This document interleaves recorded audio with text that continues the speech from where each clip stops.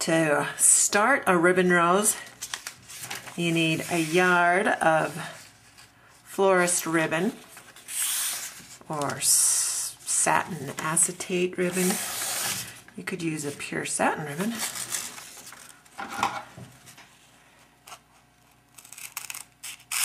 There's my yard of ribbon.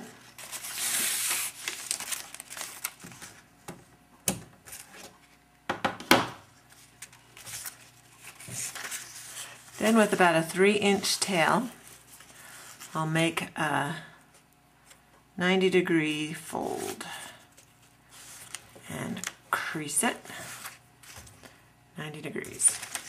Then you turn and do the same kind of a fold so that you've created a point. And you turn, every time you turn it's a 90-degree turn or a fourth of a turn. And you just continue doing that fourth turn, bring the ribbon down and crease. Keep going until you have about a 3-inch tail on the other end of the ribbon. I'm almost to the end of my ribbon. And with this tail, I'm going to cut the end so that there's a point because I need to pull this through the center of my diamond. Now with some tweezers, turn your pile of diamonds over and put the tweezers through the center of the diamond. All the diamonds are squares. Open up the tweezers. Grab that end, pointed end with the tweezers, and carefully pull it through the center. And you'll get it just part way, but enough of an end on the other side that you can see that. Grab it with your fingers and finish pulling it through.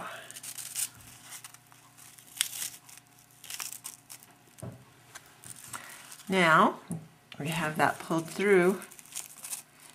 You start turning the rose counterclockwise to start forming beautiful rose petals. And just keep twisting it around counterclockwise.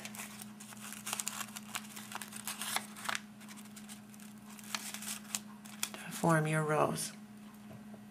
Now there are two different ways to tie off the ends. This one I'm going to use as a rose for a topiary tree that I'm going to make.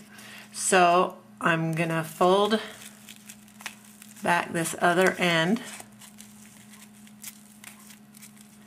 and just kind of twist it so it's not the wide. Oh, by the way, this ribbon is 1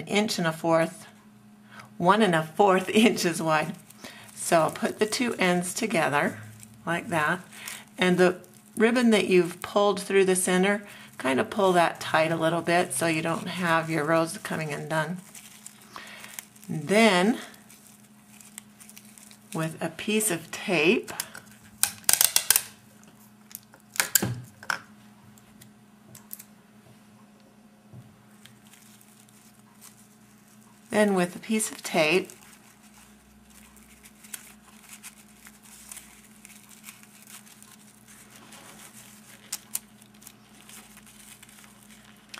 as close to the base of the rose as you can, put the tape around the two stems or end pieces, and then wrap it around.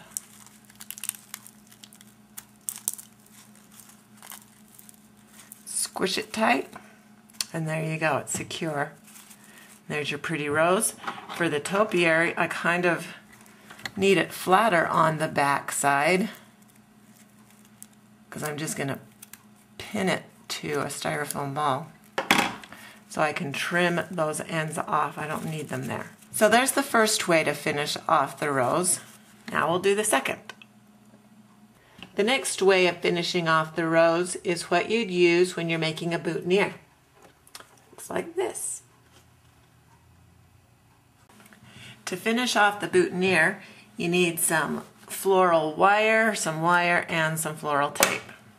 So, just get the two ends of your rose together.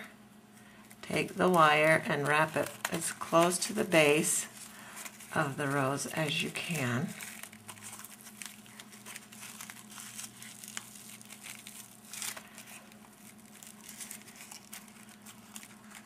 Once I wrap that around once or twice, then I'm going to add a little greenery. Now I'll wrap the stem of that leaf in with the rose ribbon ends, and just keep wrapping the wire all the way down the ribbon. You can try some different things. If you want a bigger, showier boutonniere, you could use a wider ribbon, maybe even a 2-inch ribbon. That would be big.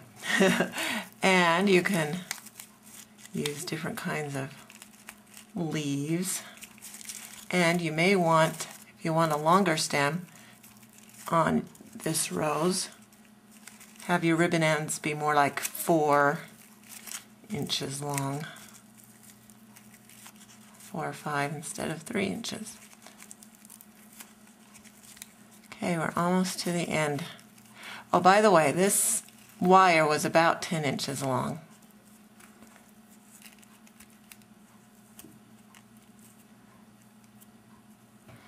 Then, when you get to the end of the wire, you get your floral tape and attach it as close to the base as you can. Pull it tight and go around a couple of times at the very base of the rose or the top of the stem. And then once you've got that secured, then you just work your way down the stem, covering all the wire and the red ribbon. You don't want that showing either.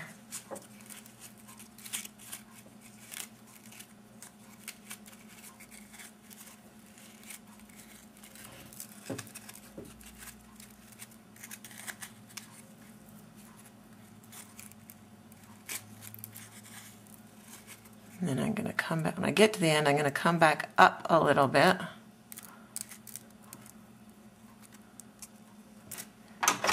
Cut it. And pull it tight so it sticks to itself. Like that. Now I can kind of arrange the rose the way I'd like it.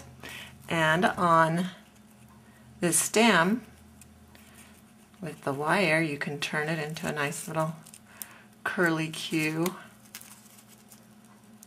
like so.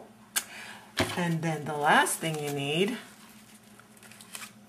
is add a pin to the back so that it will be able to go onto some nice man's lapel. And it's all done. Ta-da!